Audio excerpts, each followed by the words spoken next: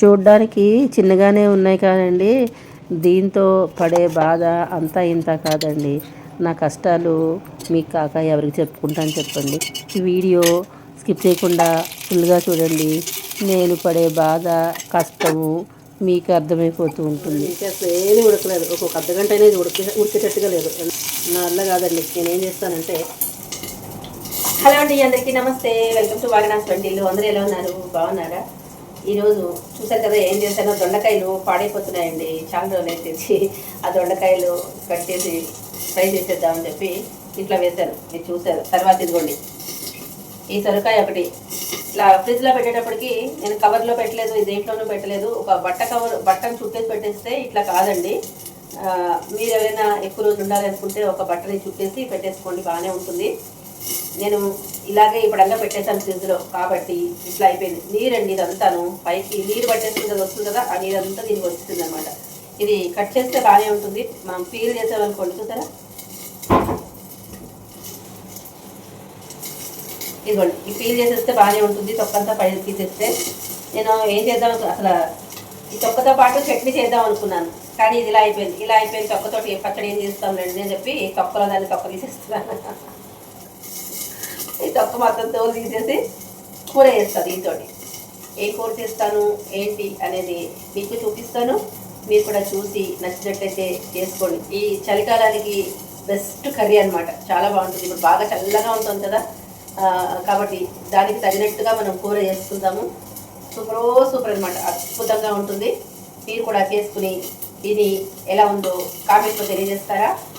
ఇక రండి, ఇదంతా నేను పీల్ చేసేసుకుని, ఇంత తేనండో నాకు ఎక్కువైపోతుంది, సగమే చేస్తా, సగం పచ్చడి చేస్తా. తీసేసుకుని సరిగా కట్ చేసేసుకుని కడిగేసుకుని పక్కన పెట్టేసుకుంటాను. చింతపండు నానబెట్టుకోండి, మనం కూర చేద్దాం అన్నట్టు. ఇంగు కూడా ఉండాలండో, ఇంగు కూడా దగ్గర పెట్టేసుకోండి, సరేనా? మరి కూర మొదలు పెడదామా? ఇదంతా మొత్తం పీల్ చేసుకుని మిగిలిన స్టోర్ చేసేసుకుంటా, లోపల పెట్టేస్తా. కొంచెం కూర చేస్తా, కొంచెం పచ్చడి చేసుకుందాం అన్నట్టు. ఈ కవర్ ఎందుకు వేసాను అనుకుంటున్నారు కదా, ఇందుకు వేసానండి. ఇదిగో ఇట్లా పీల్ చేసేస్తే చక్కగా ఈ కవర్తో పాటు మనం డస్ట్బిన్లో వేసేసుకోవచ్చు కదా, అందుకని చెప్పి ఇట్లా నేను పీల్ చేసుకోవడానికి ఉంటుందని చెప్పి ఇది వేసి పెట్టాను. ఇలా చకచకా పీల్ చేసేసుకుని టకటకా కట్ చేసేసుకుని ఫాస్ట్గా వంట చేసేసుకుని తినేద్దాం. చూసారా సొరకాయ ఎంత బాగుంది.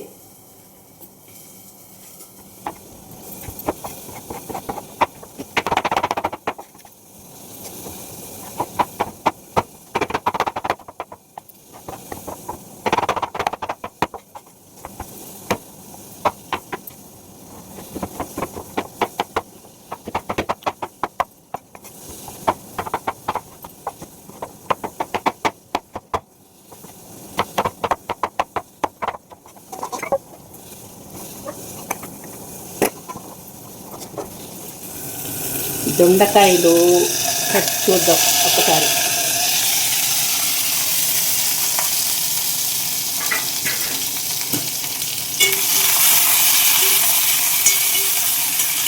ఇలా కలుపుకోవాలండి, మధ్యలో కలుపుకోకపోతే మాడిపోతాయి.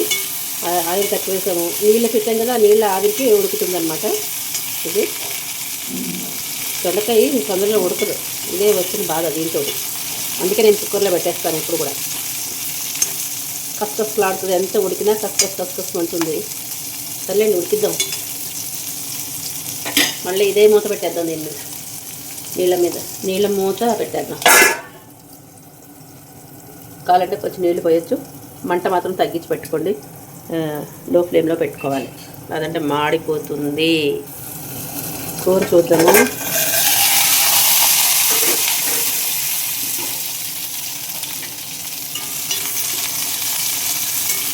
ఇది చూడండి, ఇంకా అసలు ఏమీ ఉడకలేదు, ఒక్కొక్క అర్ధగంట అనేది ఉడికేటట్టుగా లేదు. ఎంత అసలు ఎట్లా ఉందో చూసారా, అసలు ఎంతసేపు నా వల్ల కాదండి. నేనేం చేస్తానంటే, ఇది ఉడికేటప్పటికి మాడిపోయింది. ఇంకా మేమేమో ఆయిల్ వేయం, మాడుతుంది. కాబట్టి నేనేం చేస్తాను, ఈ కుక్కర్లో వేసేసి ఒక విజిల్ రానిస్తానండి, ఉడికిపోతుంది. దీంతోనే ఎంతసేపు కూర్చుంటాను.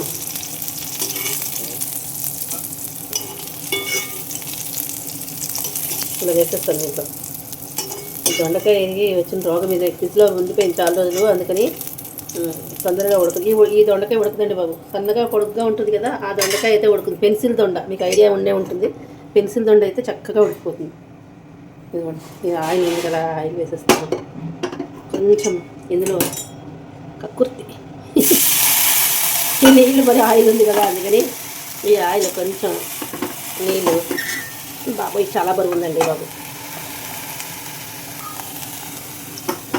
అమ్మయ్య, ఇలా అయిపోయాం కదా. ఇంకొక రవ్వ నీళ్ళు పోసుకుంటే నష్టమేం లేదులేండి. చక్కగా వేసేసి ఇప్పుడు మనం ఉప్పు పసుపు కూడా వేసేసి కుక్కర్ పెట్టేసి ఒక విజిల్ రానిచ్చేద్దాం.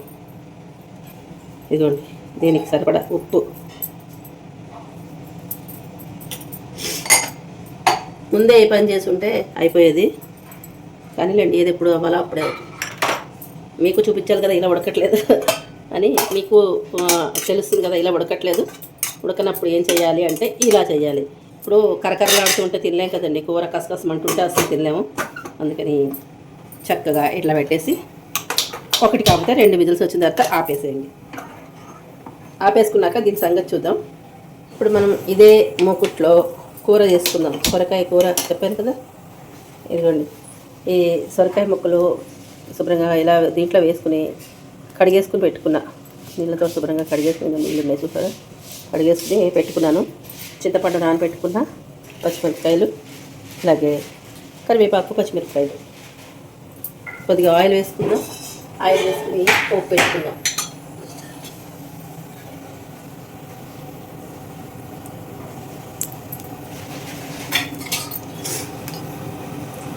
ఆయిల్ వేడైందండి. ఇప్పుడు ఫ్లేమ్ కొంచెం హై పెట్టాను. ఆవాలు వేసుకుందాం. ఆవాలు వేసుకున్న తర్వాత మంట తగ్గించేద్దాం. ఆవాలు చిట్టుపట్లాడాలి. ఆవాలు చిట్టుపట్లాడకుండా నేను మిగిలిన పోపు వేయను. మీ ఇష్టాన్ని బట్టి మీరు ఎలా వేసుకుంటారో అలా వేసుకోండి. కాకపోతే ఆవాలు వేగకపోతే పంట కింద పడితే చేదుగా ఉంటుంది. ఇది నేను గమనించిన విషయం. ఇప్పుడు శనగపప్పు కాస్త వేగనిద్దాం.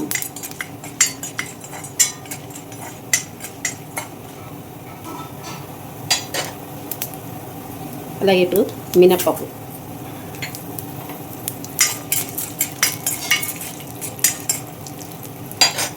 కొంచెం వేగుతుంది, వేగనిద్దాము. ఒకసారి కలుపుదాము. ఇప్పుడు కాసిన ఎండుమిరపకాయలు, ఒక 2-3 ఎండుమిరపకాయలు తుంపుకొని వేసుకోవాలి. అలాగే జీలకర్ర, ఇది ఆప్షనల్ అండి, నేనైతే వేసుకుంటా, నాకు ఇష్టం. డైజెషన్ కూడా హెల్ప్ అవుతుంది కదా, అందుకని వేసుకుంటా.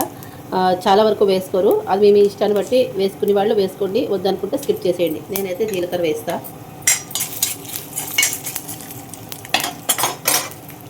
ఇప్పుడు పోపు వేగిపోయింది కాబట్టి కరివేపాకు, పచ్చిమిరపకాయలు కూడా వేసేద్దాం.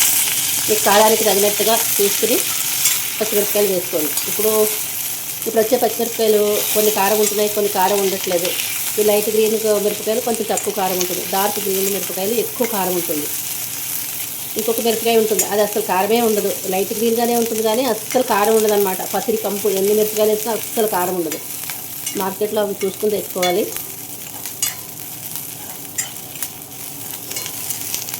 చూడండి చక్కగా వేగుతుంది కదా. ఇట్లాగా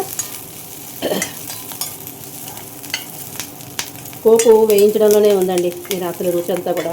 పోపు చక్కగా నిదానంగా వేయించుకుంటే మంచి రుచి వస్తుంది కూరకి. వేగిపోయింది. ఇప్పుడు మనం ఇదిగోండి కొంచెం ఇంగువ వేసేసుకోవాలి. అలాగే ఈ ముక్కలు కూడా వేసేసుకుందాం.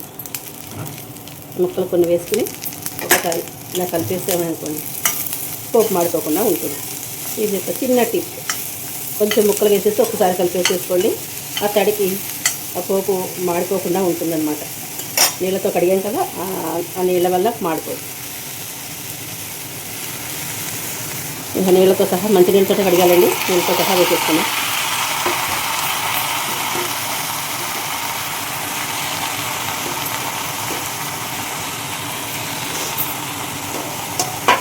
ఇంత నిండుగా అయిపోయింది చూసారా. కలపడం కొంచెం జాగ్రత్తగా కలుపుకోవాలి. పసుపు, అలాగే కల్లుపని, ఉప్పు కూడా వేసేద్దాం.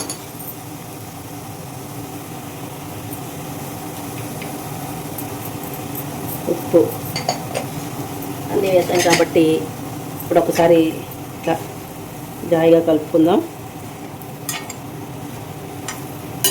అడుగు నుంచి పైకి మంచిగా కలిసేటి వరకు కలుపుకుంటే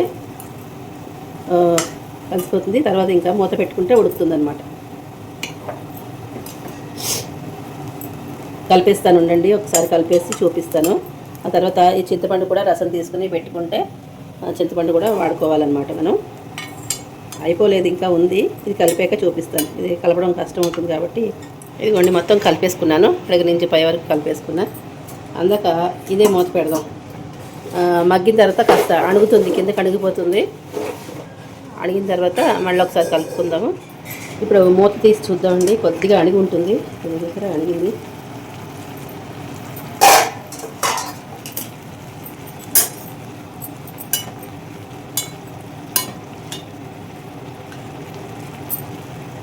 ఇందువ వాసన దంచి కొడుతుంది. అయితే ఇప్పుడు మనం ఈ చింతపండు రసం పెట్టుకున్న చింతపండు రసం ఇందులో పోసుకొని ఇంకా కొంచెం చిక్కగా తీసుకుంటే బాగుంటుంది. కానీ నేను నీళ్లు పోసాక ఆవేశంగా అందుకని తీసేసుకున్నాను. అడుగులు తుప్పు లాంటిది తీర్చేసి తీసేసుకోండి. మీకు ఎంత పులుపు కావాలో అంత చూసుకుని దీంట్లో వేసేసుకోండి. మరి ఈ చింతపండు పులుసు అది వేసాం కనుక కాబట్టి దీనికి రుచి ఇంకా డబుల్ త్రిబుల్ అవ్వాలి అంటే కనుక దీంట్లో ఒక సీక్రెట్ ఇంగ్రీడియంట్ ఒకటి వేయాలండి. అది వేస్తేనే రుచి చాలా బాగుంటుంది. అదే ఇది చిన్న బెల్లం ముక్క. ఈ మాత్రం బెల్లం ముక్క వేసారే అనుకోండి, చాలా రుచిగా ఉంటుంది. సీక్రెట్ మీకు చెప్పేశాను, ఇది మీకోసం మాత్రమే. ఇది వేసుకుని చేసుకోండి, కూర అద్దరిపోయింది అనమాట.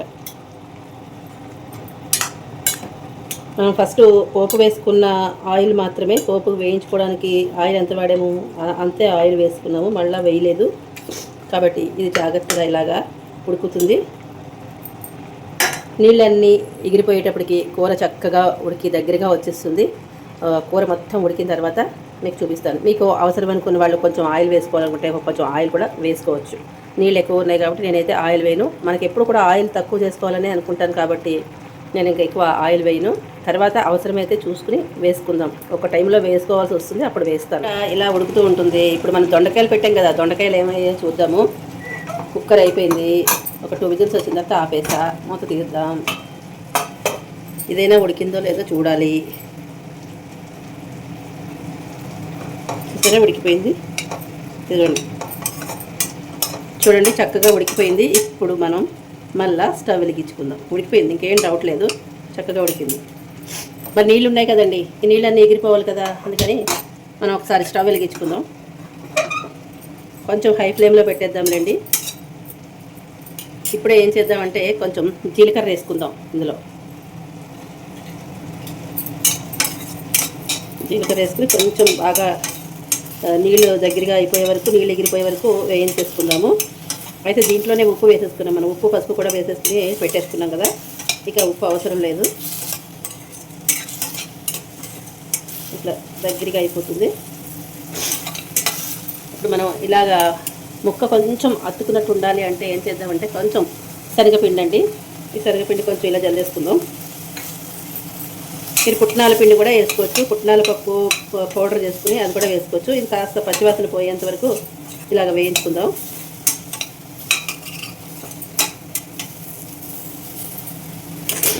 అలాగే సరిపడా కారం కూడా వేసేసుకుందామండి. ఇప్పుడు ఏం చేస్తారంటే స్టవ్ మంట తగ్గించేసుకోండి. కారం వేసాం కాబట్టి కారం మాడిపోగలదు. కాబట్టి ఇట్లా జాగ్రత్తగా ఒకసారి కలిపేసుకుంటే కూర రెడీ అయిపోయిందండి. చూసారా, ఈ పూటకే కదా కూర ఇప్పటికి అయిపోతుంది. కాబట్టి దీనికి ఎక్కువ నిల్వ ఉండాలనే టెన్షన్ లేదు, నిల్వ ఉండదేమో అని టెన్షన్ కూడా లేదు. ఉంటుందండి, సాయంత్రం దాకా చక్కగా ఉంటుంది. పొద్దున చేసుకుంది సాయంత్రం దాకా ఉంటుంది. కూర రెడీ అయిపోయింది. ఇంతే దొండకాయ కూర. చూసారా, స్టవ్లో ఇలా మనం కుక్కర్లో పెట్టుకుంటే నిమిషాల్లో అయిపోతుందండి. అదే మనం వేయించుకుంటే ఇప్పుడు కూడా వేగదు, మాడిపోతూ ఉంటుంది. కానీ వేగదు. ఆయిల్ ఎక్కువ పడుతుంది. మెయిన్గా అది డీప్ ఫ్రై చేయాలంటే ఆయిల్ ఎక్కువ పడుతుంది. అది నాకు టెన్షను, నాకు భయం అనమాట. ఇంత ఆయిల్ దీంట్లో వాడేస్తే రేపటి రోజున మళ్ళీ ఎక్కడికైనా వెళ్తే ఆయిల్ ఫుడ్ తినాలి కాబట్టి ఇక్కడ కంట్రోల్ చేస్తారనమాట. సీక్రెట్ ఇదేనండి, నా సీక్రెట్. మీ అందరికీ చెప్పేశాను, ప్రతి వీడియోలో చెప్తూనే ఉన్నాను. నచ్చిన వాళ్ళు తీసుకోండి, నచ్చిన వాళ్ళు వదిలేయండి. ఏం చేస్తాం చెప్పండి. ఇంతే అయిపోయిందండి. ఇది ఇంకా నేనేం చేస్తానంటే ఒక 2 నిమిషాలు ఆపేసి, ఇదంతా దీంట్లో ఉంది కదా, ఈ పిండిని దీంట్లో వేసేస్తా, స్టవ్ ఆపేస్తా, ఒక 2 నిమిషాలు మూత పెట్టేస్తా. మూత పెట్టిన తర్వాత ఆ అడుగునంతా ఉన్నదంతా చక్కగా ఊడొచ్చేస్తుంది, అడుగు పట్టుకున్నది కూడా మనం ఒక దాంట్లో తీసేసుకుంటే అయిపోతుంది. మన కూర అయితే ఉడికిపోతుంది. ఇక్కడైతే ఇంగువ వాసన తట్టుకోలేకపోతున్నానండి బాబు. నేను నివేదన కూడా చేయాలి. ఇదైతే రుచి చూడను. ఇప్పుడు సరే దగ్గరగా ఉడికిపోయింది. అసలు దీనికి ఆయిల్తో పని లేదు. నేను కొంచెం హైలో పెట్టేసానండి, నీళ్ళంతా ఎగురుతాయని చెప్పి. ఇప్పుడు మంట తగ్గించేసుకుని ఒకసారి మూత పెట్టేసుకుంటే అలా సన్నని సగను మగ్గుతుంది, కూర ముక్క ఉడికిపోతుంది. ఉడికిన తర్వాత ఇంకా కొంచెం పని ఉందండి దీనికి, ఇప్పుడే అయిపోలేదు.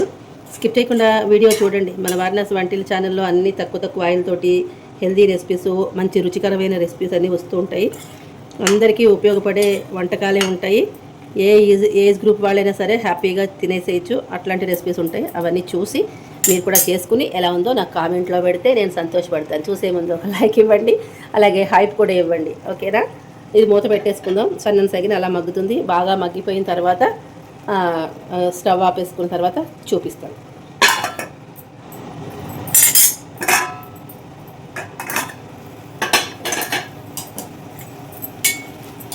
ఇదిగోండి కూర అయితే ఉడికిపోయింది. స్టవ్ ఆపేసుకుంటా నేను. చూసారా ముక్క చక్కగా ఉడికిపోయింది.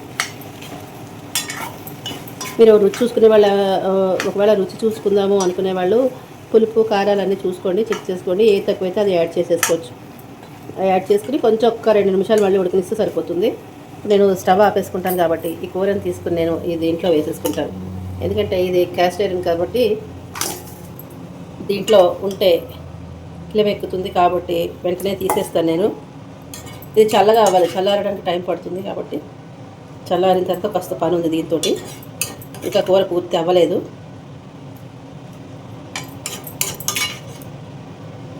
ఇలా తీసుకుందాం మొత్తం కూర అంతా.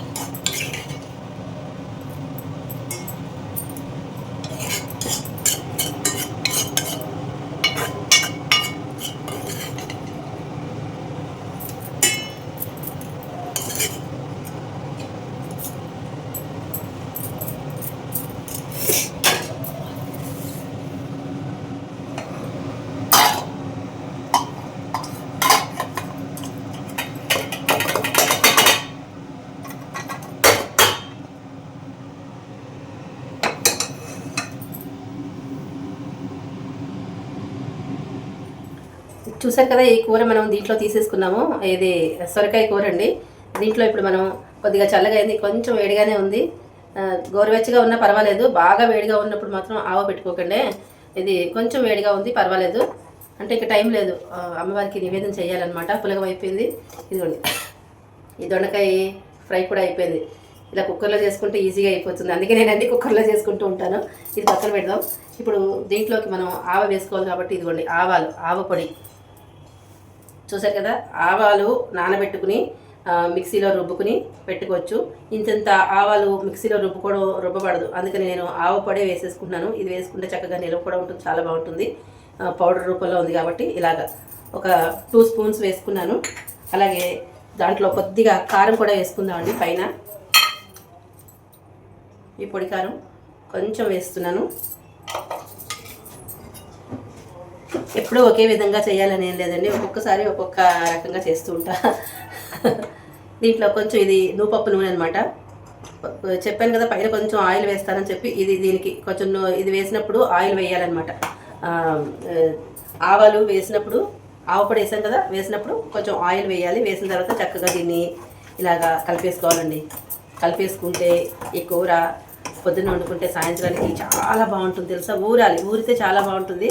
అప్పటికప్పుడు కూడా వేసుకోవచ్చు, కానీ అప్పటికప్పుడు వేసుకున్న దానికంటే కూడా ఆవ ఊరింది అనుకోండి చాలా టేస్ట్ ఉంటుంది, అద్భుతమైన టేస్ట్ ఉంటుంది అనమాట.